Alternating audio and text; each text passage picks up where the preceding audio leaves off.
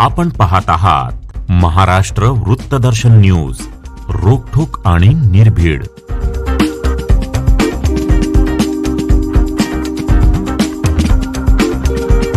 उत्तर प्रदेशमधील प्रयागराज येथील महाकुंभ मेळ्यामध्ये आहोत आणि आता आम्ही त्रिवेणी संगमाच्या दिशेने चाललेलो आहोत, ज्या ठिकाणी 3 नद्यांचा संगम आहे आणि गंगा, यमुना आणि गुप्त रूपात असणारी सरस्वती या तिन्ही नद्यांचं दर्शन आता आम्ही महाराष्ट्र वृत्तदर्शन न्यूजच्या सर्व भक्तांना, दर्शकांना आम्ही देणार आहोत. याच बोटीच्या सहाय्यातून अजूनही काही इथले स्थानिक प्रवासी जे प्रयागराजमधील इथले हे भक्त आहेत, इथले स्थानिक आहेत.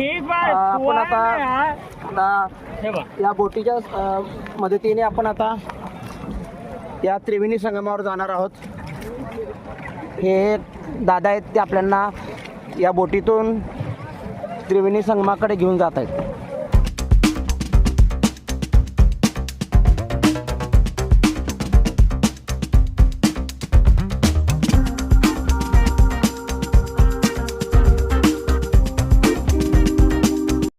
प्रदेशमधील प्रयागराज येथे महाकुंभ मेळा या ठिकाणी सुरू आहे आणि आपण माझ्या पाठीमागे पाहू शकत असाल की गंगा, यमुना आणि गुप्त रूपात असणारी सरस्वती तर याच ठिकाणी संगम आहे. आणि आपण पाहू शकत असाल की इथे हे शाही स्नान सुरू आहे. याच नदीच्या मध्यभागी या ठिकाणी बोटीतून आम्ही आलो होतो आणि महाराष्ट्र वृत्तदर्शनच्या टीमने या ठिकाणी शाही स्नान केलं आहे. आपल्याला बोलण्यासाठी विकास सूर्यवंशी आहेत, आपण त्यांच्याशी बातचीत करूया.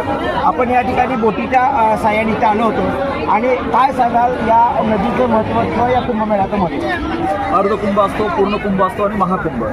पूर्ण कुंभ 12 वर्षाचा असतो आणि 12 वर्षाचे 12 कुंभ झाल्यानंतर हा महाकुंभ म्हणजे 144 वर्षानंतर हा महाकुंभ येतो. आणि हा शाही स्नान जो सोहळा आहे जो उद्या 29ला की नागा साधू तसेच सर्व आखाडे, साधू संत महंत स्नान केल्यानंतर तुमच्या आमच्यासारख्या सामान्य जनतेला स्नान करण्यास मिळतं.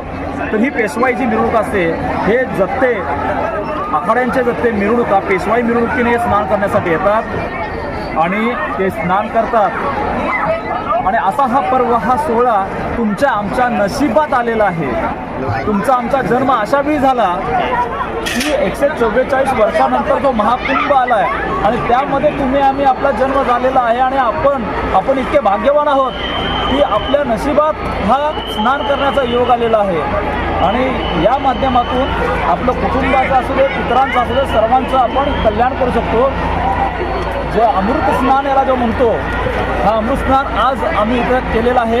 याबद्दल मी कृतज्ञ आहे. भगवंताने मला ही संधी दिली, याबद्दल मी तुम्हाला शब्दात सांगू शकत नाही, इतका आनंद मला झालेला आहे. भगवंताची कृपा माझ्यावर झालेली आहे. जे 29 असेल 3 तारखेला असेल दिवस आहे, मात्र दररोजी स्नान करतायत, तेही या ठिकाणी करतायत, त्याबद्दल काय सांगा? हा पूर्ण महिन्याचा असतो.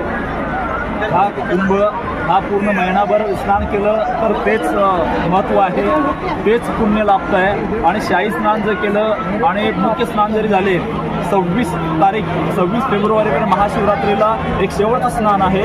त्यानंतर नक्षत्र बदलतात आणि त्यानंतर मग हा सोहळा संपतो.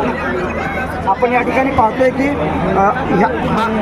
हा जो परिसर आहे, हा पूर्ण परिसर पाहू शकत असाल की हा त्रिवेणी संगम आहे. गंगा, यमुना आणि गुप्त रूपातील असणारी सरस्वती या तिन्ही नद्यांचं त्रिवेणी या ठिकाणी संगम आहे. आणि आपण पाहू शकत असाल की हाच जो परिसर आहे, या ठिकाणी बोटीच्या साह्याने आम्ही आलो आणि या त्रिवेणी संगमावर या ठिकाणी आम्ही शाही स्नान केले आणि लोकही शाही स्नान करतात. कॅमेरामन राहुल सोबत मी राजेंद्र कांबळे, महाराष्ट्र वृत्तदर्शन न्यूज, उत्तर प्रदेश, प्रयागराज.